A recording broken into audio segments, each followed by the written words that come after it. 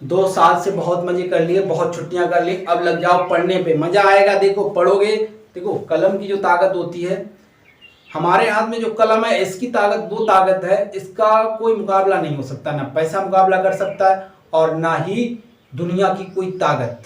कलम की ताकत सबसे बड़ी ताकत है, याद रखना। तो आप अपने कलम और पेन को साथ रखें और हमेशा डट कर मेहनत करें। एक ना एक दिन आप वो कर दिखाएंगे जो लोग आपके, जो आसपास के आपके लोग हैं ना, मजाक समझते हैं आपको, मतलब मजाक उड़ाते हैं आपका, तो आप वो कर दिखाएंगे जो उन्होंने कभी सोचा भी नहीं था। हेलो छात्रों, स्वागत है आपका आपके अपने चैनल फ्लुएंस एकेडमी में। इस वीडियो में कक्षा 7 का अध्याय 1 पूर्णांक नाम का चैप्टर हम लोग पढ़ने वाले हैं और बुक है एनसीईआरटी की है। और छात्रों, यदि आपके स्कूल में किसी भी प्रकाशन की बुक चलती है तब भी कोई प्रॉब्लम नहीं, क्योंकि इसमें क्या होता है, अध्याय आगे पीछे हो सकते हैं, उसके अलावा प्रश्न आगे पीछे हो सकते हैं, लेकिन प्रश्न सेम होंगे। सिर्फ क्या हो सकता है, अंक जो होते हैं वही चेंज होते हैं और कुछ नहीं होता है। और आप कहीं भी पढ़ रहे हैं, किसी भी स्कूल में पढ़ रहे हैं, कोई दिक्कत नहीं। बस आपको क्या करना है, ध्यान से पढ़ना है। और आपको समझने के लिए क्या चाहिए होगा, आपको इस अध्याय को समझने के लिए क्या चाहिए होगा, एक कॉपी और एक पेन, दोनों साथ में लेकर बैठिए, पूरा समझ में आएगा आपको। ठीक है छात्रों, तो स्टार्ट करते हैं। सबसे पहले आता है पूर्णांक। आखिरकार ये पूर्णांक होता क्या है, पूर्णांक क्या है? पूर्णांक देखिए छात्रों, माइनस अनंत से लेकर प्लस अनंत तक जो भी संख्याएं होती हैं वो क्या होते हैं, पूर्णांक होते हैं, इंटीजर होते हैं। तो हम बात कर लेते हैं संख्या रेखा से, हम इसको समझ लेते हैं। किससे? संख्या रेखा से इसको समझ लेते हैं। संख्या रेखा से समझ लेते हैं। मान लो ये एक संख्या रेखा है, यहाँ पे 0 होगा, 1 2 3 4 5, यानी साइड जो होंगे वो माइनस में होंगे, -2 -3 -4 -5, ऐसे ही चलता रहेगा, इनफाइनाइट तक जाएगा। ठीक है, माइनस इनफाइनाइट तक। इधर भी 1 2 3 4, ऐसे इधर भी प्लस का है, इधर प्लस का चलता है, और इधर भी अनंत तक जाता है। कहाँ तक जाता है? अनंत तक जाता है। तो छात्रों, इधर वाले जो भी संख्याएं होती हैं, इधर वाली जो भी संख्याएं होती हैं वो ऋण पूर्णांक होते हैं। क्या होते हैं? ऋण पूर्णांक। इधर वाली ऋण पूर्णांक होते हैं और इधर वाले क्या होते हैं? धन पूर्णांक। धन पूर्णांक। अब बात आती है कि 0 क्या है। 0 एकमात्र पूर्णांक है। क्या है? सिर्फ पूर्णांक है। ये सिर्फ पूर्णांक है, पूर्णांक होता है। 0 पूर्णांक होता है सिर्फ। तो बात समझ में आ गई होगी, पूर्णांक क्या होते हैं। जो भी संख्याएं हमारी होती हैं वो सभी क्या होती हैं? पूर्णांक होती हैं। तो अब हम लोग अभ्यास की तरफ चलते हैं। ठीक, तो अभ्यास हमारी है प्रश्नावली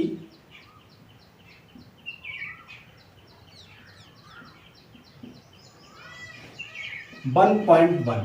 पूर्णांक नामक जो अध्याय है उसकी प्रश्नावली 1.1 हम समझने वाले हैं। पहले हम लोग प्रश्न को देखते हैं। प्रश्न क्या कह रहा है आपका जो प्रश्न कह रहा है वो समझिए। एक विशिष्ट दिन विभिन्न स्थानों पर तापमानों को डिग्री सेल्सियस में निम्नलिखित संख्या रेखा द्वारा दर्शाया गया है। मतलब अलग अलग जगह पर जो तापमान रहा है उसको एक संख्या रेखा में दर्शाया गया है। तो सबसे पहले हम उस संख्या रेखा को बना लेते हैं। कुछ इस प्रकार लाइन दी हुई है और इनके बीच में कितनी 4 लाइनें होंगी, 1 2 3 4। अब देखिए पहला प्रश्न बोल रहा है, प्रश्न नंबर 1 का ए क्या कह रहा है, सभी का जो मतलब इसमें दर्शाया गया उनका सभी का तापमान लिखिए। किस शहर में कितना तापमान रहा है। तो क्या लिखना, क्या है, लाहौल स्पीति में लिखना है कितना, -8। उसके बाद श्रीनगर में कितना लिखना है, देखिए 1 2 -2। उसके बाद शिमला में लिखना है कितना, +5। उसके बाद शिमला के बाद ऊटी में कितना है, 11 12 13 14, कितना है, +14। उसके बाद बेंगलोर में कितना है, +22। तो आपका पहले का ए हल हो गया। पहले का बी अब देखते हैं। पहले का बी क्या कह रहा है, उपरोक्त स्थानों में सबसे गर्म और सबसे ठंडे स्थानों के तापमान में अंतर बताइए। तो सबसे अधिक तापमान किसका है, बेंगलोर का। बेंगलोर का कितना है, 22। और सबसे कम किसका है, लाहौल स्पीति का, माइनस यानी कि अंतर की बात कर रहा है तो माइनस यहाँ पे लग जाएगा। उसके बाद कितना है, -8 है। तो देखिए 22 माइनस माइनस प्लस और 8 कितना हो गया, 30 हो गया। 30 डिग्री सेल्सियस तापमान होगा। अंतर कितना होगा, यहाँ से यहाँ तक का अंतर कितना होगा, -30। अगर ऐसे नहीं समझ में आ रहा है तो ऐसे भी हम गिन सकते हैं, 1 2 3 4 5 6 7 8 9 10 11 12 13 14 15 16 17 18 19 20 21 22 23 24 25 26 27 28 29 30। कितना हो रहा है, 30 हो रहा है। उसके बाद पहले का सी क्या कह रहा है, पहले का सी देखिए अब क्या कह रहा है, लाहौल स्पीति एवं श्रीनगर के तापों में अंतर क्या होगा। श्रीनगर और लाहौल स्पीति के ताप में अंतर देखना है तो यहाँ से गिन लो 1 2 3 4 5 6, कितना होगा, 6 डिग्री सेल्सियस। देखिए एक बार फिर से गिन लीजिए, 1 2 3 4 5 6, कितना है, 1 2 3 4 5 6, लाइन से पता चल रहा है 6। अगर ऐसे नहीं कर सकते तो माइनस, देखिए अंतर हमें पता करना है तो क्या करना पड़ेगा, -2 अंतर और -8, इसको घटा लेते हैं, -2 माइनस माइनस प्लस हुआ और यहाँ पे कितना हुआ, 8।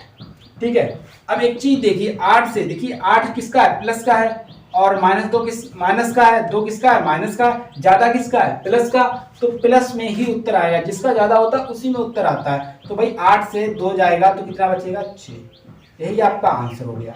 यानी कि पहले प्रश्न नंबर पहले के सी का आंसर क्या होगा, 6 डिग्री सेल्सियस। उसके बाद डी की बात कर लें, क्या हम कह सकते हैं कि शिमला और श्रीनगर के तापमानों का योग शिमला के तापमान से कम है। क्या इन दोनों स्थानों के तापमानों का योग श्रीनगर के तापमान से भी कम है। तो देख लेते हैं प्रश्न नंबर डी। क्या हम कह सकते हैं शिमला और श्रीनगर के तापमानों का योग, किस किस का, शिमला और श्रीनगर, शिमला और श्रीनगर इनका योग है ना। शिमला और श्रीनगर का योग कर लो। सबसे पहले शिमला का कितना है, +5 है, योग करना है, जोड़ का चिन्ह लगा दिया। श्रीनगर का कितना है, -2 है, तो इसको हल करिए। 5 - 2 बराबर कितना आया, 3 डिग्री सेल्सियस। ठीक है, उसके बाद क्या बोल रहा है आगे देखिए, शिमला और श्रीनगर के तापमानों का योग शिमला के तापमान से कम है। तो शिमला के तापमान से कम है, बिल्कुल बिल्कुल कम है, क्योंकि शिमला का तापमान 5 है, तो कम हुआ ना। उसके बाद देखिए ये तो क्लियर हो गया कि हाँ कम है, पहली बात सही हो गई। दूसरी बात देखते हैं क्या बोल रहा है, क्या इन दोनों स्थानों के तापमानों का योग, यानी कि शिमला और श्रीनगर के तापमानों का योग श्रीनगर के तापमान से भी कम है। श्रीनगर का तापमान हमारा भाई साहब कितना है, श्रीनगर का तापमान कितना है, -2 है, -2 है, लेकिन इन दोनों का योग कितना है, +3 है। देखिए आप ये बात तो गलत हो रही है, यानी कि शिमला और श्रीनगर के तापमानों का योग श्रीनगर के तापमान से अधिक होगा। ठीक है, इसके बाद हम लोग चलते हैं प्रश्न नंबर 2 की तरफ, देखते हैं क्या होने वाला है। देखिए बच्चों, प्रश्न नंबर 2 हम लोग शुरू कर रहे हैं, और इससे पहले अगर चैनल को सब्सक्राइब नहीं किया है तो चैनल को सब्सक्राइब कर लो। प्रश्न नंबर 2 देखिए क्या कह रहा है, किसी प्रश्नोत्तरी में सही उत्तर के लिए धनात्मक अंक दिए जाते हैं और गलत उत्तर के लिए ऋणात्मक अंक दिए जाते हैं। यदि 5 उत्तरोत्तर चक्रों में जैक द्वारा प्राप्त किए गए अंक कैसे हैं, देखो कैसे हैं, 25 हैं, उसके बाद -5 है, उसके बाद -10 है, फिर 15 है और 10 थे, तो बताइए अंक में उसके अंकों का कुल योग कितना है। यानी तो बताइए अंक में उसके अंकों का कुल योग कितना है, यानी इनका योग पूछा गया है। कुल योग, कुल योग करने के लिए देखते हैं हम लोग, हल कर लेते हैं। 25 प्लस -5 प्लस -10 प्लस 15 प्लस 10, तो देखते हैं 25 -5 -10 प्लस 15 प्लस 10, देखो कितना सरल हो गया। 10 देखिए माइनस माइनस वाला हमेशा जुड़ेगा, माइनस माइनस के साथ जुड़ेगा, प्लस प्लस के साथ जुड़ेगा, याद रखना। उसके अलावा जब विपरीत चिन्ह हो, प्लस और माइनस, अगर विपरीत चिन्ह है तो हमेशा घटता है, विपरीत चिन्ह होने पर घटता है, याद रखना। और एक चीज और याद रखना, जिसका मान ज्यादा होगा, प्लस का अगर मान ज्यादा है तो प्लस में उत्तर आएगा, अगर माइनस का मान ज्यादा है तो माइनस में उत्तर आएगा। ठीक है, तो अब देख लेते हैं 10 और 5 15, 25 माइनस 15 प्लस 15 प्लस 10। तो देखिए ये माइनस का और ये प्लस का है, तो 15 से 15 चला जाएगा तो ये तो 0 हो गया। अब बचा हमारे पास कितना, 25 प्लस 10, यही तो बचा 25 प्लस 10।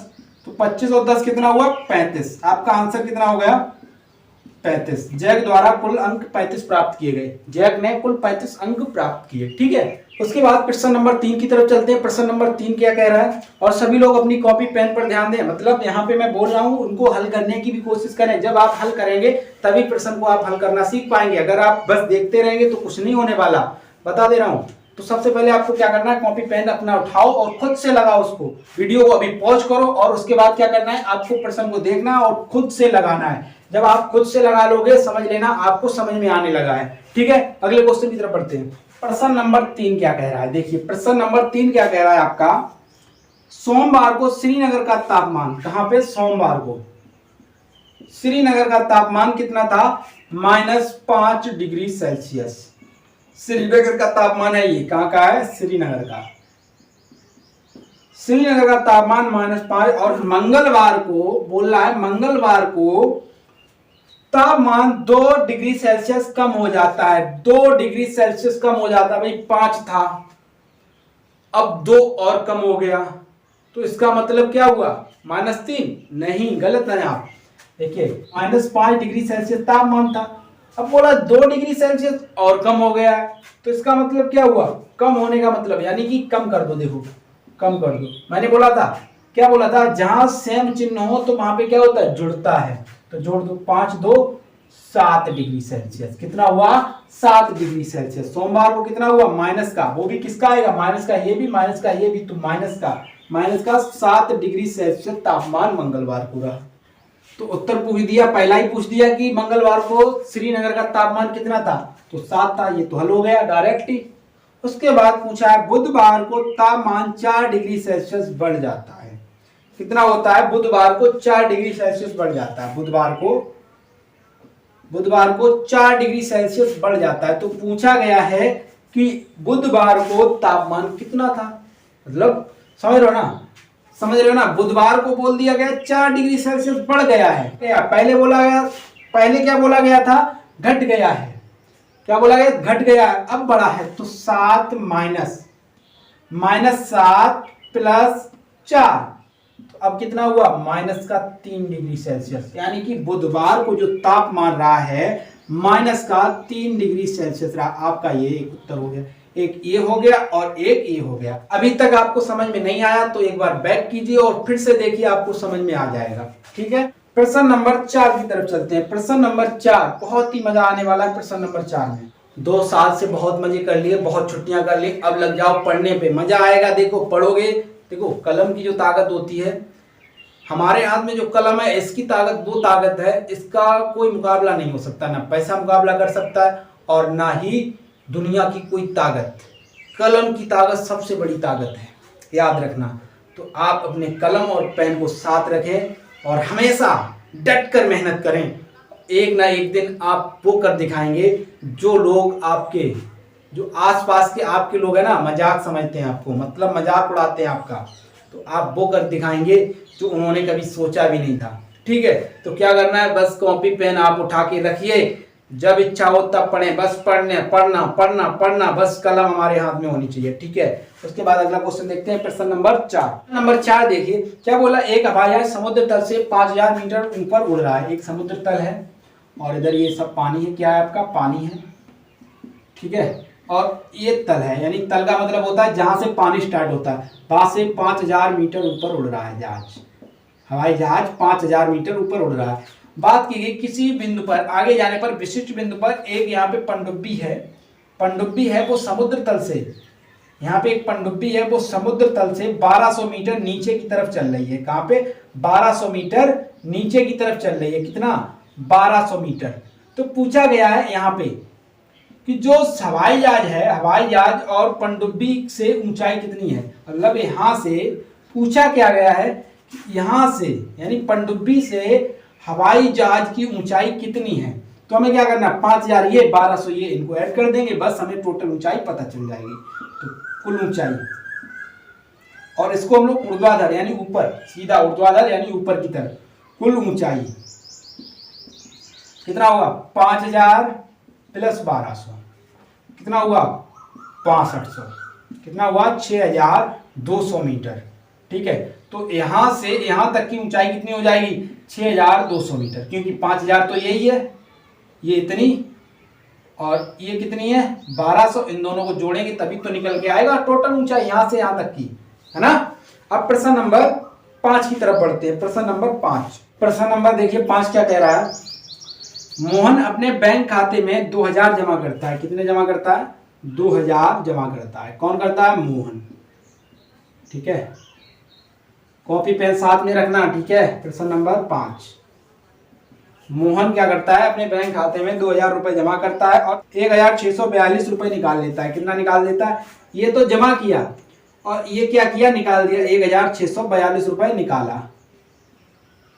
ठीक है, 1642 रुपए निकाल लिया। आगे प्रश्न बोल रहा है जो निकासी यानी निकाले गए हैं उसको ऋणात्मक में निरूपित किया जाता है और जो जमा की है उसे धनात्मक में निरूपित किया जाता है। तो हमने पहले ही कर लिया था इस चीज को, है ना। अब पूछा गया है कि अब उसके खाते में कुल कितना रुपया है। तो अब हमें क्या करना होगा, 2000 जमा किया, 1642 निकाल लिया, तो क्या करना पड़ेगा, घटा दो, 10 में से 2 गया, 10 में से 2 गया, कितना बचा 8, यहाँ पे कितना बचा 9, 9 से 4 गया, कितना बचा 5, यहाँ पे कितना बचा 9, 9 में से 6 गया 3, 358 रुपए उसके खाते में बचे हुए हैं। कितने बचे हुए हैं 358 रुपए उसके खाते में बचे हुए हैं। आप खुद से भी लगा सकते हैं, कुछ खास नहीं था प्रश्न में। अगले क्वेश्चन की तरफ बढ़ते हैं। प्रश्न नंबर 6, नंबर 6 आपका क्या कह रहा है, देखिए इसको भी। रीता बिंदु ए से, यानी रीता जो है, देखिए पहले हम एक लाइन खींच ले रहे हैं, एक लाइन हो गई, यहां पे कोई मान लो बिंदु ए, बिंदु ए बोल रहा है बिंदु ए से पूर्व की ओर। ठीक है, तो इधर पूर्व मान लो, इधर पश्चिम। ठीक है, वैसे तो अगर दिशा मानी जाती है तो कुछ इस प्रकार मानी जाती है, उत्तर, दक्षिण, पूर्व और पश्चिम। कुछ इस तरह लाएंगे तो पूर्व उधर जाएगा, पश्चिम इधर जाएगा और उत्तर इधर जाएगा और दक्षिण इधर जाएगा। ठीक है, तो पूरा हमारा सही बना। बिंदु ए से क्या बोला, बिंदु ए से बिंदु बी की तरफ किधर जाती है, बिंदु बी की तरफ, वो भी किस में जाती है, किस दिशा में जाती है, पूरब में, और कुल कितना चलती है 20 किलोमीटर चलती है, 20 किलोमीटर। ठीक है, उसके बाद दूरी तय करती है, तो 20 किलोमीटर हो गया, यहाँ पे बी पर आ गया है। उसके बाद आगे देखिए क्या कह रहा है, उसी सड़क के अनुदिश बिंदु बी से वह 30 किलोमीटर की दूरी पश्चिम की ओर चलती है। उसी दिशा में मतलब पश्चिम की ओर कितना चलती है 30 किलोमीटर चलती है, 30 किलोमीटर चलती है, यहाँ बिंदु सी पर आ जाती है। मतलब प्रश्न में बोला गया नहीं है, प्रश्न में नहीं बोला गया, हमने अपनी तरफ से मान लिया, बिंदु सी पर आ जाती है। पूरब की ओर चली गई दूरी को धनात्मक पूर्णांक में और पश्चिम की ओर चली गई दूरी को आप कैसे निरूपित करेंगे, बिंदु ए से उसकी अंतिम स्थिति को पूर्णांक में निरूपित कीजिए। तो भाई देखिए इसको भी हम क्या करेंगे, इसको तो हम धनात्मक में, जब उसने बोल दिया ये उसके अपोजिट आ रही है तो इसको माइनस में हम कर देंगे, है ना, ऋणात्मक पूर्णांक बना देंगे। अब पूछा है यहां से यहां तक की दूरी, -30 और +20, तो आपका उत्तर कितना आएगा -10 किलोमीटर। कितना आएगा -10 किलोमीटर, यानी कि अपनी दूरी तय करने के बाद इधर उल्टी दिशा में भी आ गया, तो इसका हम उत्तर मान सकते हैं 10 किलोमीटर उल्टी दिशा में है, यानी कि पश्चिम की ओर है। ठीक है, उसके बाद प्रश्न नंबर 7 की तरफ चलते हैं। प्रश्न नंबर 7 क्या कह रहा है, किसी मायावी वर्ग के प्रत्येक पंक्ति, प्रत्येक स्तंभ एवं प्रत्येक विकर्ण की संख्याओं का योग समान है, बताइए निम्नलिखित में से कौन सा वर्ग मायावी वर्ग है। तो देखिए एक वर्ग बना लेते हैं हम लोग, ये देखिए हमारा वर्ग बन गया है और इसमें कुछ इस प्रकार संख्या, यहाँ पे कुछ, यहाँ पे, यहाँ पे, यहाँ पे, यहाँ पे कुछ ना कुछ लिखा हुआ है।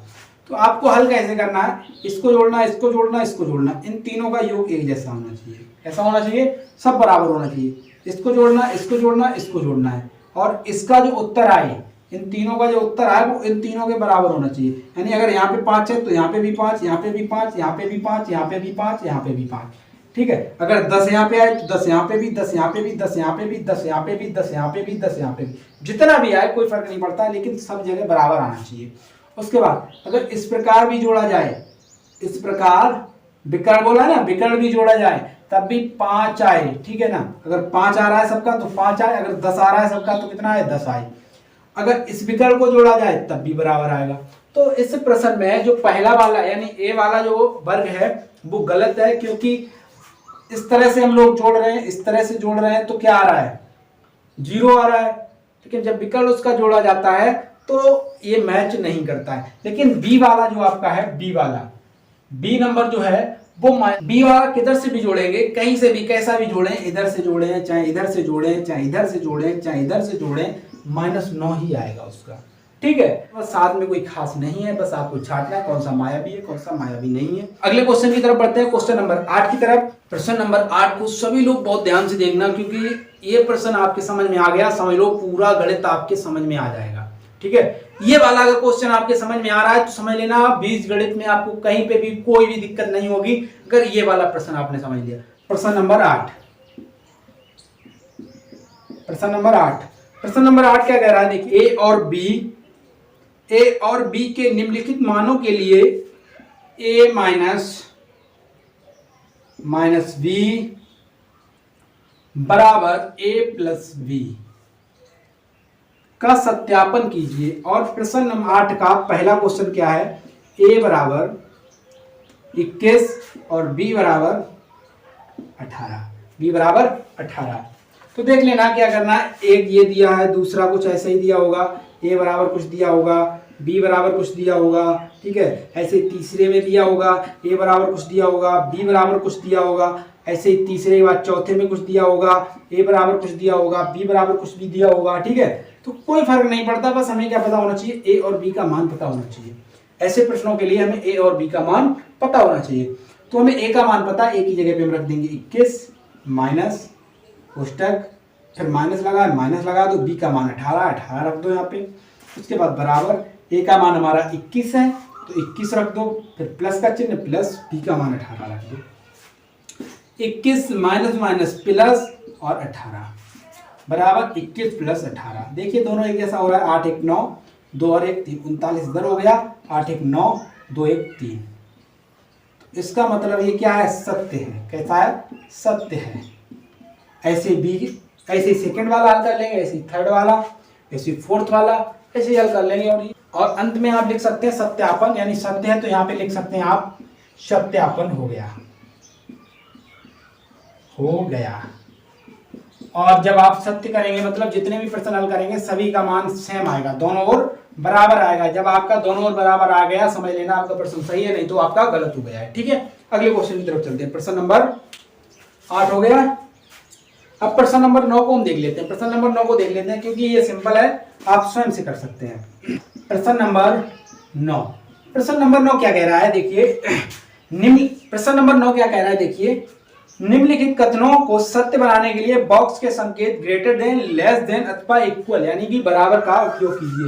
यानी बड़ा और छोटा, उसके बाद बराबर का प्रयोग करना है हमें। तो प्रश्न नंबर 8, प्रश्न नंबर 9 का ए देखिए क्या है, -8 प्लस -4 खाली स्थान, -8 और -4।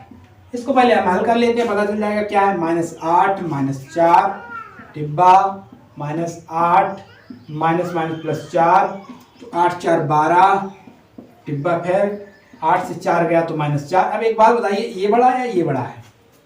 कुछ तो बच्चे ये कहेंगे -12 बड़ा है, कुछ तो ये कहेंगे -4 बड़ा है।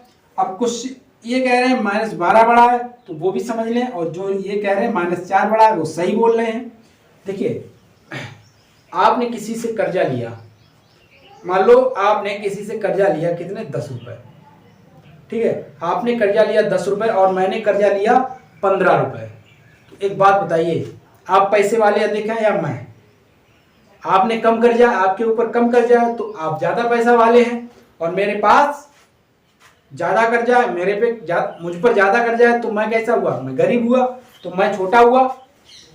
माइनस में जो ज्यादा होता है वही कम होता है और जो कम होता है वही ज्यादा होता है। तो इसका मतलब बड़ा कौन हुआ, ये इधर वाला, ठीक है।